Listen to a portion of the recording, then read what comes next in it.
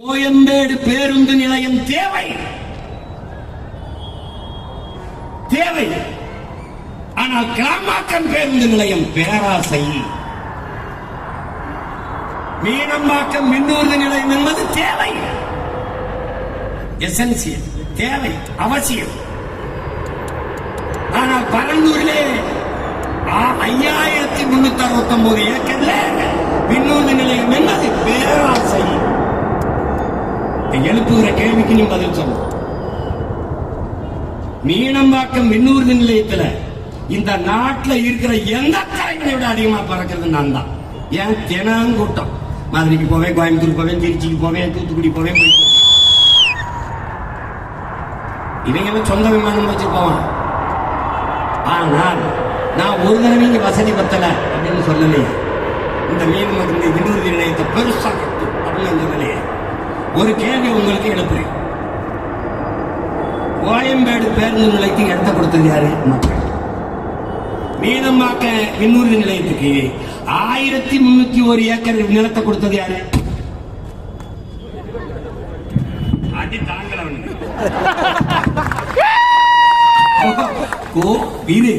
இந்த மீனம்பாக்க மின்னூர்தி நிலையத்துக்கு 1301 ஏக்கரை கொடுத்தவன் யாரு? என் மக்கள் தான். சேலத்தில் இருந்து சென்னைக்கு 4 வழிச்சாலைக்கு இடத்தை கொடுத்தது யார்? நிலத்தை கொடுத்தது யார்?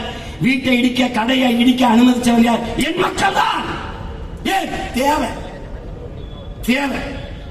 ஆனா 8 வழிச்சாலை என்பது பேராசை. அப்ப நீ போடுறவனா இருந்தா என்ன செய்யணும்? அறிவா இருந்தவன், நாட்டை மக்களை நேசிக்கிற தலைவன் என்ன பண்ணிருக்கணும்? பிரேசில் போல, ஜப்பான் போல மழையை விட்டாம, காடழிக்காம, நிலத்தளிக்காம ஒரே ஒரு தூண் மலைக்கு மேல ஏத்தி அப்படி விரிச்சு 18 வழி கூட போடுங்க. மகராசனா கிடா வெட்டி பொங்க வலிக்கிறான், தேங்காய் உடைக்கிறான். அதை விட்டுட்டு மலையை 2ஆ இருக்கிறது, காடை ரோட போட்டு என்ன விழுது? அங்க சண்டை. நான் ஜெயிலுக்கு போனேன், என் தம்பி அருள் வந்தேன், ஜெயில தூக்கி போட்டாப்ல. அங்க நீதிபதி வந்து என்னை பார்த்த உடனே சரி போங்க நீங்க விட்டாப்ல. அதுக்கு கத்துனாங்க பாருங்க, அவரை விட்டுட்டாங்க ஆகும் அப்படின்னு. அன்னைக்கு சொன்னேன், நீ கல்லுதான் ஒண்டலாம், ஒரு தடவை நீ ரோடு போட முடியாது, ஒரு நாள் போட. அல்டாப்பட்டியில டங்ஸ்டன் டங்ஸ்டன் நான் சொன்னேன், ஒரு கல்ல கூட கொடுக்க முடியாது போட விட்டா. அதேதான் இப்ப சொல்றேன், நீ எங்க கட்டின்னு பறந்துள்ள ஏர்போர்ட் கட்டி பறக்க விட பார்ப்போம். ஒரு வேலை மயிறு கிடையாது. தேர்தலாக போடுற கூட பாடுற. ஏ பாடுறாங்க.